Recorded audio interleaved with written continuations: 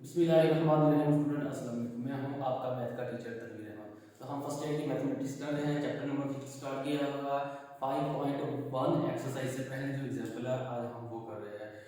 इस चैप्टर में हम पार्शियल फ्रैक्शन को इस्तेमाल करते हैं। कोई भी फंक्शन होता है तो हम पार्शियल फ्रैक्शन के मेथड के जरिए सोल्व करते हैं। तो एग्जाम्पल में हमें कहता है कि रिजॉल्व द इक्वेशन, हमें एक फंक्शन दिया उसको पार्शियल फ्रैक्शन के जरिए सोल्व करना है। जब भी हमने क्वेश्चन को पार्शियल फ्रैक्शन के जरिए सोल्व करना है, सबसे पहले हमने ये चेक करना है कि जो गिवन क्वेश्चन है वो प्रॉपर रैशनल फ्रैक्शन में है या इम्प्रॉपर रैशनल फ्रैक्शन में है। अगर तो प्रॉपर रैशनल फ्रैक्शन में है तो हम डायरेक्ट उसको सोल्व करेंगे पार्शियल फ्रैक्शन के जरिए। अगर इम्प्रॉपर रैशनल फ्रैक्शन में है तो सबसे पहले हम उसको कन्वर्ट करेंगे प्रॉपर रैशनल फ्रैक्शन में, उसके बाद हम फर्दर क्वेश्चन को सोल्व करेंगे। तो ये कैसे पता लगेगा कि वो गिवन क्वेश्चन जो है वो प्रॉपर रैशनल फ्रैक्शन में है या इम्प्रॉपर रैशनल फ्रैक्शन में है, ये हमें क्वेश्चन ही बताएगा। ये जो क्वेश्चन है इसमें नोमिनेटर के वेरिएबल की पावर, नोमिनेटर के वेरिएबल की पावर अगर समान होगी डिनोमिनेटर के वेरिएबल की पावर से, तो हमारा जो गिवन क्वेश्चन होगा वो प्रॉपर रैशनल फ्रैक्शन में होगा। अगर नोमिनेटर के वेरिएबल की पावर बराबर हो या बड़ी हो, दो कंडीशन है, बराबर हो या बड़ी हो डिनोमिनेटर के वेरिएबल की पावर से, तब हमारा जो क्वेश्चन होगा वो इम्प्रॉपर रैशनल फ्रैक्शन में है।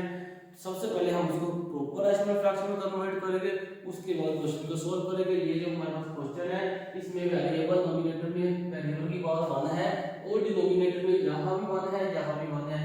जब इन दोनों को मल्टीप्लाई करेंगे तो x की पावर 2 होगी। क्यों 2 होगी? क्योंकि हमें पता है जब बेस सेम होते हैं आपस में मल्टीप्लिकेशन हो रहे होते हैं डिजिट, तो पावर ऐड होने लगती है। तो यहाँ डिनोमिनेटर में पावर 2 बनती है x की और नोमिनेटर में x की पावर 1 बनती है। तो इसका मतलब ये हुआ कि हमें जो गिवन क्वेश्चन है वो प्रॉपर रैशनल फ्रैक्शन में है, हम इसे डायरेक्ट सोल्व करेंगे। तो इस क्वेश्चन को सोल्व करते हैं। सबसे पहले जो गिवन फंक्शन होगा उसे लेट करेंगे 7x + 25 over x + 3 into x + 4, x + 3 into x + 4 is equal to a over x + 3 over x + 4। इसको हम इक्वेशन नंबर 1 का नाम देंगे। चैप्टर नंबर 5 में जितने भी क्वेश्चन हमने सोल्व करने हैं, पहला स्टेप यही होता है कि सबसे पहले क्वेश्चन को चेक करना होता है प्रॉपर है या इम्प्रॉपर में है। तो हमारे पास अगर प्रॉपर में होगा तो पहला स्टेप ये होगा कि हम गिवन क्वेश्चन को ये राइट हैंड साइड में a b कांस्टेंट में लेके इसके डिनोमिनेटर बना देंगे जो हमारे पास लेफ्ट हैंड साइड के नीचे होंगे। लेफ्ट हैंड के साइड के नीचे सबसे पहले हमें ये चेक करना होता है कि ये फैक्टर बनते हैं या नहीं। तो हमारे पास जो डिनोमिनेटर में लेफ्ट हैंड साइड में डिनोमिनेटर है ये ऑलरेडी फैक्टर में दिया हुआ है, हमें फैक्टर बनाने की जरूरत नहीं है। बाज़ औक़ात ऐसे क्वेश्चन भी होते हैं जो जहां पर डिनोमिनेटर वाली वैल्यू की फैक्टराइजेशन होती है, फैक्टराइजेशन करने के बाद हमारे फैक्टर बनते हैं। उन फैक्टर को फिर हम इस तरह a के डिनोमिनेटर, b का डिनोमिनेटर या c का डिनोमिनेटर बनाते हैं। तो गिवन क्वेश्चन में हमारे पास फैक्टर पहले वाले हुए हैं, इसलिए फैक्टराइजेशन करने की जरूरत नहीं है, इसे हम डायरेक्ट सोल्व करेंगे। तो पहला स्टेप ये होता है कि कांस्टेंट के डिनोमिनेटर बना दिया फैक्टर को, इसे इक्वेशन नंबर 1 का नाम दे दिया। अब ये जो हमारे पास लेफ्ट हैंड साइड के फैक्टर है इसको हम मल्टीप्लाई करना है। किसको मल्टीप्लाई करना है? लेफ्ट हैंड साइड के फैक्टर को मल्टीप्लाइंग जो अमल करना है उसको हमने लिखना भी है। Multiplying x + 3 into x + 4 on both side, दोनों तरफ हम मल्टीप्लाई करने लगे हैं इन दोनों फैक्टर से। जब इस पूरी वैल्यू को इस दो फैक्टर से मल्टीप्लाई करेंगे, इसके डिनोमिनेटर और ये मल्टीप्लिकेशन वाला फैक्टर दोनों सेम है, दोनों कैंसिल हो जाएंगे। तो लेफ्ट हैंड साइड में हमारे पास वैल्यू जो बचेगी वो 7x + 25 बचेगी। इसी तरह जब राइट हैंड साइड में ये इस वैल्यू को इन फैक्टर से मल्टीप्लाई करेंगे, डिनोमिनेटर वाला कांस्टेंट फैक्टर और ये वाला फैक्टर x + 3 और x + 3 ये कैंसिल हो जाएंगे। एक के साथ जो मल्टीप्लाई होगा वो सेकंड फैक्टर होगा जिसे हम x + 4 कहते हैं। उसके बाद प्लस का साइन है, प्लस का साइन लगा दिया। अब b जो वैल्यू है ये मल्टीप्लाई होगी इन दोनों फैक्टर के साथ। अब b के डिनोमिनेटर वाला फैक्टर और x + 4 दोनों सेम है, ये कैंसिल हो गए। तो b के साथ क्या मल्टीप्लाई होगा? पहले वाला फैक्टर, ये b * x + 3 और इसको हम इक्वेशन नंबर 2 का नाम देंगे। यहाँ आपको देखने से एक बात पता लग रही है कि a के डिनोमिनेटर के नीचे जो भी वैल्यू होगी वो इसके साथ कैंसिल हो जाएगी, इसके नीचे जो होगी वो वैल्यू a के साथ मल्टीप्लाई नहीं होगी। a के डिनोमिनेटर में x प्लस 3 था तो a के साथ मल्टीप्लाई नहीं हुआ, और b के डिनोमिनेटर में x प्लस 4 था तो b के साथ मल्टीप्लाई नहीं हुआ। यानी कि अगर दो फैक्टर है, a के डिनोमिनेटर के साथ मल्टीप्लिकेशन में ये वाला फैक्टर आएगा और b के साथ मल्टीप्लिकेशन में ये वाला फैक्टर आएगा यहाँ पर। अब हमने क्या करना है, इन दोनों फैक्टरों को बारी बारी इक्वल टू 0 पुट करेंगे, उनमें से x की वैल्यू फाइंड करेंगे, x की वैल्यू जो आएगी उसे इक्वेशन नंबर 2 में पुट करेंगे तो हमारे पास जो कांस्टेंट a और b है इनके आंसर आएंगे। तो यहां पर हम लिखते हैं पुटिंग, पहला फैक्टर क्या है x plus 3 equal to 0 in equation number 2 में ही पुट करने हैं। तो यहां से x का आंसर क्या आएगा -3। -3 क्यों आया, क्योंकि +3 है, जब इसे इक्वालिटी के दूसरी तरफ लेकर जाएंगे तो ये माइनस हो जाएगा। मैथ का एक रूल है कि जब भी हम किसी कांस्टेंट को, किसी भी वैल्यू को इक्वालिटी के दूसरी तरफ लेकर जाते हैं तो हमारे साइन चेंज हो जाते हैं। साइन चेंज होने से मुराद लेफ्ट साइड साइन चेंज से मुराद ये होता है कि प्लस वाली वैल्यू माइनस में कन्वर्ट हो जाती है और माइनस वाली वैल्यू प्लस में। तो हमारे पास ये प्लस वाली वैल्यू थी, जब इसे हम इक्वालिटी के दूसरी तरफ लेकर आए तो ये माइनस में कन्वर्ट हो गई। अब इक्वेशन नंबर 2 में जहां-जहां x होगा वहां-वहां x की जगह -3 पुट करेंगे। ये 7x है, 7 तो लिखिए x के साथ, x की जगह पर -3 पुट किया, उसके बाद प्लस का साइन, उसके बाद तो फिर प्लस लगा दिया, उसके बाद 25 है 25 लगा दिया, इक्वालिटी का साइन है इक्वालिटी लगा दी। अब यहां पर देखिए a है, उसके बाद x है, x की जगह पर हमने 3 पुट करना है, +4 आ जाएगा। अब ये देखो यहां +0, ये 0 कैसे है, x की जगह पर -3 पुट करना है, यहां -3 और +3 ऑलरेडी मौजूद है तो ये -3 और +3 0 हो जाएगा। 0 जब b से मल्टीप्लाई होगा तो b भी 0, तो यहां b 0 हो गया। अब इनको मल्टीप्लाई करेंगे, -21 + 25 इज इक्वल टू यहां +1 बचेगा, ठीक है, +1। अब यहां से हमारे पास +4 बचेगा और a, हमारे पास a का आंसर आएगा a इज इक्वल टू 1/4, ये हमारे पास a का आंसर आ गया।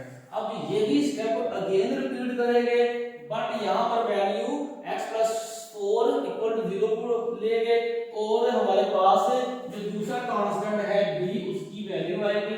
यहां हम लिखेंगे putting x + 4 equal to 0 in equation number 2। Value जो है इक्वेशन नंबर 2 में ही पुट करनी है।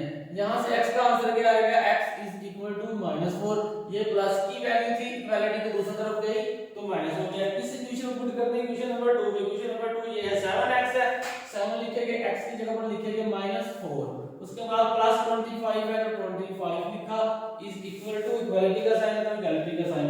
अब यहां पर जब हम -4 पुट करेंगे और +4 ऑलरेडी मौजूद है, यहां पर +4 है, x की जगह -4 पुट करेंगे, ये 0 हो जाएगा तो a फैक्टर 0, ये 0 लगा दिया, इसका प्लस का साइन है तो प्लस का साइन लगा दिया। अब b है, b लिखेंगे, b के बाद है जी x + 3, तो x की जगह पर मैंने -4 पुट किया और उसके साथ +3 है तो ये लगा दिया। अब मल्टीप्लाई करेंगे, माइनस आ रही है, ये +3 माइनस, ये 28 + 25 इज इक्वल टू b * -1।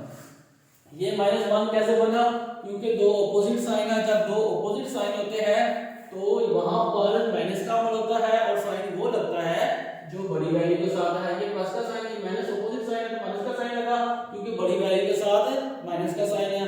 4 में से 3 गया तो 1 बचा। अब 28 में से 25 गया, बाकी क्या बचा 3। अब 3 देखो प्लस का बचेगा माइनस का बचेगा, क्यों माइनस का बचेगा, क्योंकि बड़ी वैल्यू के साथ साइन जो है माइनस का है तो ये इज इक्वल टू -b आ जाएगा। ये माइनस के साथ ये माइनस कैंसिल, b का आंसर आ गया b इज इक्वल टू 3। अब हमारे पास a और b दो कांस्टेंट हैं, दोनों की ही वैल्यू आ चुकी है।